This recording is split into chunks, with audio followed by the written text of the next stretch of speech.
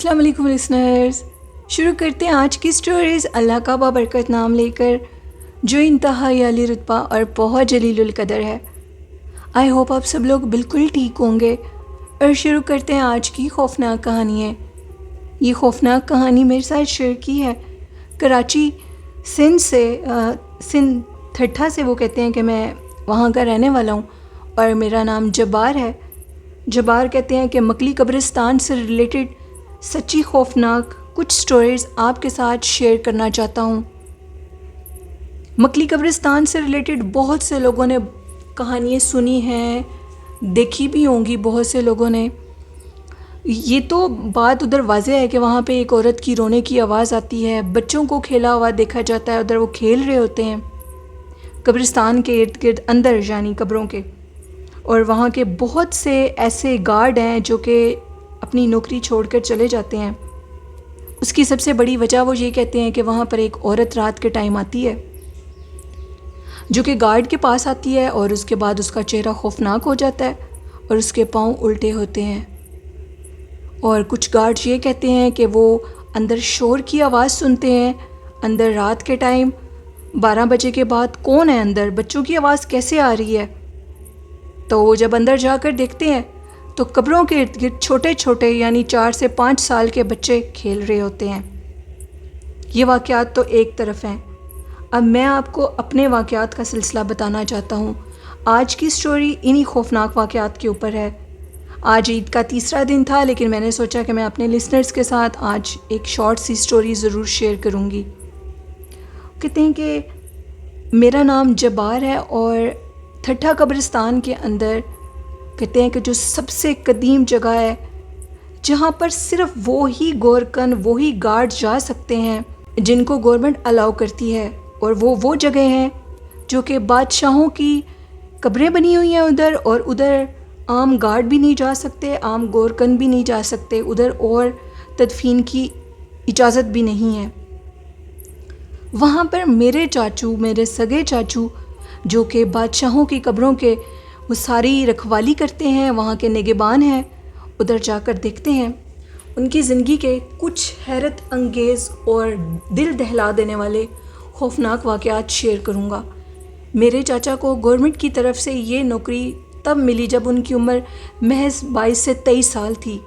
इस टाइम वो 55 years old हैं और उनकी ज़िंदगी में आप खुद सोचें कि कितने वाक़यात पेश आए होंगे। चलिए स्टोरी शुरू करते हैं।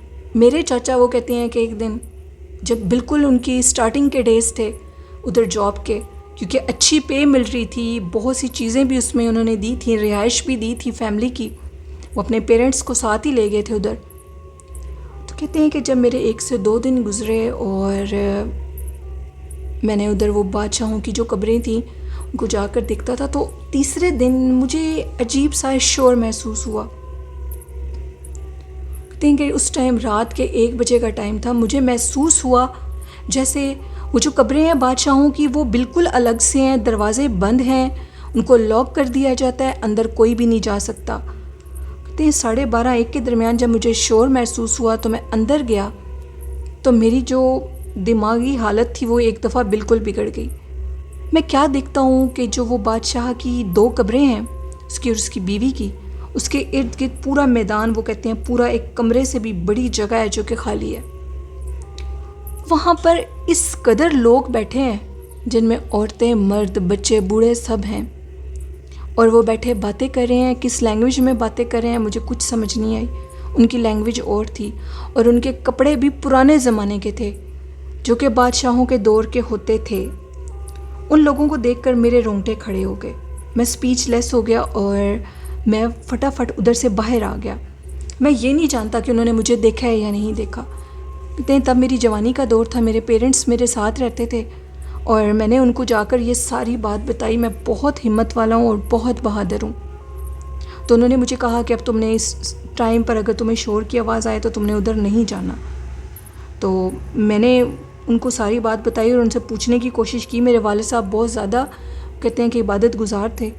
उनसे पूछा कि ऐसा क्यों है, ये क्या चीज़ है। तो उन्होंने कहा कि ये कदीम दौर के जन्नात हैं और मुझे लगता है कि इनका पूरा ख़ानदान इधर रहता है। तुमने इस चीज़ के मुताल्लिक़ किसी से ज़िक्र भी नहीं करना। جو کچھ دیکھا ہے اس کو ادھر ہی دفن کر دو. جب ایسے کوئی معاملات دیکھنے لگو تو وہاں سے فوراً اٹھ کے باہر آ جایا کرنا.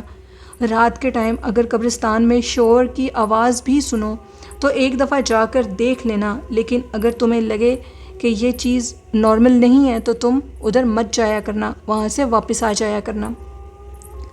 میں نے ان سے کہا ٹھیک ہے. ایک یہ واقعہ میرے چاچا کے ساتھ پیش آیا. وقت گزرتا گیا، ان کو جنات نظر آنے لگے. وہ کہتے ہیں کہ بادشاہ کی وہ جو قبر تھی اس سے آگے جو اندر اس کے خاندان کی قبریں بنی تھیں، میں ان قبروں کی بھی اب صفائی کرنے لگا تھا. ایک دن میں قبروں کی صفائی کر رہا تھا تو مجھے قبروں کے پیچھے سے 2 بچیوں کی شکل نظر آئی جن کی آنکھوں سے خون ٹپک رہا تھا. وہ انتہائی وحشت ناک بچیاں تھیں. میں ان کو دیکھ کر بہت زیادہ ڈر گیا اور وہ مجھے قبروں کے پیچھے سے جھانک رہی تھیں. ابھی میں ان کو دیکھ کر بھاگنے ہی والا تھا کہ میرے آگے 2 بچیاں آ کر بیٹھ گئیں جو کہ انتہائی خوفناک تھیں. وہ مجھے کمرے سے باہر نہیں جانے دے رہی تھیں. میں نے اونچا اونچا آیت الکرسی پڑھنی شروع کر دی. آیت الکرسی پڑھتے ہی وہ بچیاں پیچھے ہونے لگیں اور جو میرے جمے ہوئے قدم تھے آگے خوف کے مارے بڑھ نہیں رہے تھے. اللہ نے مجھے ہمت دی اور میں وہاں سے نکل گیا. میں بہت زیادہ ڈرنے لگا تھا کہ کیونکہ یہ واقعات بہت زیادہ پیش آنے لگے تھے. میرے جو بابا تھے انہوں نے مجھے کہا کہ میں تمہیں کسی اللہ والے کے پاس لے کر جاؤں گا تاکہ وہ تمہیں کوئی تعویذات دیں تاکہ تمہارا یہ خوف اور ڈر ختم ہو جائے اور یہ مخلوقات تمہیں تنگ بھی نہ کریں. خیر جس بابا سے وہ تعویذات لینے تھے ان سے ملنے میں ابھی کچھ دن باقی تھے. تو تب میرے چاچا کہتے ہیں کہ میں نے باقی قبرستان کی بھی حفاظت کرنی ہوتی تھی. ان قبروں کی اس لیے حفاظت کرنی ہوتی تھی کہ بہت سے سیاح جو کہ باہر کے ملک سے آتے ہیں، جو کہ دوسری کنٹریز، دوسرے ملکوں سے دوسرے سٹیز سے آتے ہیں، انہوں نے آ کر اس جگہ کو وزٹ کرنا ہوتا ہے. تو اگر یہ جگہ خراب ہوگی، صفائی نہیں ہوگی تو اس طرح ہم لوگوں کی جو ثقافتی ورثہ ہے وہ بری طرح سے وہ خراب ہو جائے گا اور ہمارے ملک کا نام خراب ہو جائے گا. مجھے ادھر روز ہی صفائی کرنی ہوتی تھی. ایک دن وہ کہتے ہیں کہ مغرب کا ٹائم تھا اور مجھے اچانک سے میرے دوست کی آواز آئی جس کو میں سندھ اپنے گاؤں میں چھوڑ کر آیا تھا، اور وہ تو نہیں جانتا تھا کہ میں ادھر اس جگہ پہ آیا ہوں، کیونکہ ہم نے اپنے ادھر کچھ فیملی ممبر سے بھی اور جو کہ علاقے کے لوگ تھے ان سے یہ بات ان سے شیئر نہیں کی تھی کہ ہم لوگ اس طرح جا رہے ہیں، کہ ہم لوگوں کو قبرستان کی جاب ملی ہے، کیونکہ ہو سکتا ہے کہ ادھر دل نہ لگتا، کام ٹھیک نہ ہوتا تو ہمیں چھوڑنا پڑتا. وہ کہتے ہیں کہ مجھے میرے دوست کی جب آواز آئی تو میں چونک گیا اور میں نے پیچھے سے پلٹ کے دیکھا تو میرا دوست ہی کھڑا ہوا تھا. میں اپنے دوست کو دیکھ کر چونکا اور یہ کہنے لگا کہ تمہیں کیسے پتہ لگا میں ادھر جاب کے لیے آیا ہوں؟ تو میرا دوست ایک خوفناک سی ہنسی ہنسنے لگا. مغرب کا ٹائم تھا اور مجھے کہنے لگا کہ ادھر میرے قریب آؤ، گلے تو لگو. اسی ٹائم میں وہاں سے بھاگا اور وہ چیز جو بھی تھی وہ میرے پیچھے بھاگنے لگی، کیونکہ مجھے اتنا سینس اس ٹائم تھا کہ کسی کو بھی اس جاب کے متعلق نہیں پتہ. اور مغرب کے ٹائم پر یوں قبرستان اور وہ بھی جو جگہیں بنی ہیں جو کہ دروازے بند ہیں، مخصوص جگہیں ہیں، وہاں سے وہ ان کی دروازے کے آگے کھڑا ہے اور اس دروازے کا تو لاک بھی میں نے نہیں کھولا، تو وہ کیسے آ سکتا ہے ادھر، اور اس کو کیسے پتہ ہے کہ میں ادھر جاب کر رہا ہوں. یہ واقعات اب بہت زیادہ تسلسل پکڑنے لگے تو مجھے پیچھے دوبارہ سندھ کی طرف لے جایا گیا میرے بابا کے ساتھ، اور میری طبیعت بہت زیادہ خراب ہونے لگی. جب مجھے ادھر لے جایا گیا تو جو بابا جی تھے انہوں نے مجھے دیکھا اور انہوں نے کہا کہ وہ جو بھی جنات اب تمہیں نظر آ رہے ہیں وہ اس لیے تمہیں نظر آ رہے ہیں کہ تمہیں پتہ ہونا چاہیے کہ ادھر کون کون سی مخلوقات ہیں، اور وہ مخلوقات تمہیں اب تکلیف تو نہیں دیں گے، لیکن ان کو پتہ ہے کہ تم نے جب تک تمہاری زندگی ہے تم نے ادھر جاب کرنی ہے، تو وہ تمہیں اپنا آپ دکھانا چاہتے ہیں، بتانا چاہتے ہیں کہ وہ بھی ادھر رہتے ہیں اور ان کو تم نے تنگ نہیں کرنا اور ان کے متعلق کسی کے آگے ذکر نہیں کرنا. میرے چاچا نے کہا کہ ٹھیک ہے میں ایسا کچھ بھی نہیں کروں گا. انہوں نے میرے چاچا کو کچھ تعویذ دیے اور کہا کہ اس کو ہمیشہ گلے میں سمجھنا کہ یہ تمہارے لیے ایک بہت قیمتی چیز ہے اور اس کو اپنے گلے میں رکھنا اور اس کی ہمیشہ حفاظت کرنا.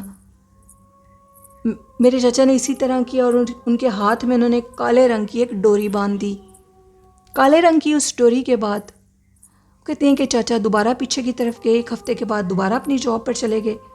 کہتے ہیں کہ رات مجھے دوبارہ شور کی آواز آئی. اب جو شور کی آواز آئی میں دوبارہ ادھر گیا تو وہاں پر بزرگ عورتیں اور مرد بیٹھے تھے. میں ان کو دیکھ کر بالکل سائڈ پر ہو گیا، چھپ گیا دیوار کے پیچھے. تو مجھے ایک شخص کی آواز آئی کہ تم اندر آ جاؤ. انہوں نے باقاعدہ طور پہ میرے چاچو کا نام لیا جو کہ میں آپ کے ساتھ شیئر نہیں کر سکتا، وہ بھی ادھر جاب کرتے ہیں. ان کا انہوں نے نام لیا اور کہا کہ تم اندر آ جاؤ، خوش آمدید، ہم تمہیں اب کچھ نہیں کہیں گے. تم اپنے پیر بابا کے پاس گئے تھے اور حفاظت کا تعویذ لے آئے تھے. شاید انہوں نے تمہیں ہمارے متعلق بتا دیا ہو کہ ہم لوگ ادھر رہتے ہیں اور ہم ہمیشہ ہی ادھر رہیں گے اور تمہیں بھی ہمارے ساتھ ہی رہ کر ادھر کام کرنا ہوگا. ہمارے متعلق کسی کے آگے ذکر مت کرنا. یہ تب کی باتیں ہیں جب میرے چاچو بالکل وہ کہتے ہیں کہ نو عمر تھے. وقت گزرتا گیا اور وقت کے ساتھ ساتھ وہ مخلوقات اس طرح ان کو نظر آنے لگیں کہ وہ ان کے ساتھ ساتھ ہی رہتی تھیں. وہ ان کو نقصان نہیں دیتی تھی لیکن ان کو نظر آتی تھی. جب وہ قبرستان کے اندر جاتے تھے باقاعدہ طور پر وہ کہتے ہیں کہ میں ابھی بھی یہ چیز دیکھتا ہوں کہ وہ خاندان کی عورتیں اپنا کام کر رہی ہیں، بچے کھیل رہے ہیں. ان میں بھی وہ کہتے ہیں کہ بچے اسکول جاتے ہیں، اسکول سے آ رہے ہیں، جو معمولات ہیں رات کے سونے اٹھنے بیٹھنے کے، وہ سارے معمولات ان کی زندگی کے ٹھیک انسانوں کی طرح ہی چل رہے ہیں. کبھی وہ بچے کھیل رہے ہیں، کبھی وہ قبر کے پیچھے سے چھپے ہوئے میرے سامنے آ جاتے ہیں. اس طرح کے بہت سے دل دہلانے والے واقعات ہوتے ہیں. لیکن جب سے تعویذ ڈالا ہے وہ میرے راستے میں نہیں آتا، مجھے روکنے کی کوشش نہیں کرتے، مجھے آواز نہیں دیتے.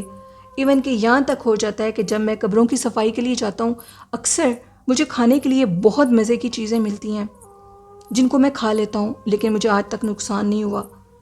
یہ ایک کہانی تھی جبار کی جو کہ انہوں نے کراچی سندھ سے شیئر کی. بہت شکریہ آپ کا جبار، اپنی خوفناک کہانی شیئر کرنے کے لیے، خوفناک واقعات شیئر کرنے کے لیے. یہ تھی آج کی خوفناک کہانی اور سٹوری، واقعات کچھ بھی کہہ سکتے ہیں ان کو آپ. اور یہ واقعات آپ کو کیسے لگے اپنا فیڈ بیک مجھے ضرور دیجیے گا. اور میرے اس چینل کو سپورٹ کریں، یعنی چینل کو سبسکرائب کریں اور شیئر کریں. والدین جیسی خوبصورت نعمت کی بہت قدر کریں اور محبت کریں، ان سے پیار کریں. قرآن پاک، نماز و درود شریف کو زندگی کا حصہ بنائیں تو اللہ پاک آپ کو ضرور کامیابیاں دے گا. طہارت کی حالت میں رہیں، نیک کام کرتے رہیں.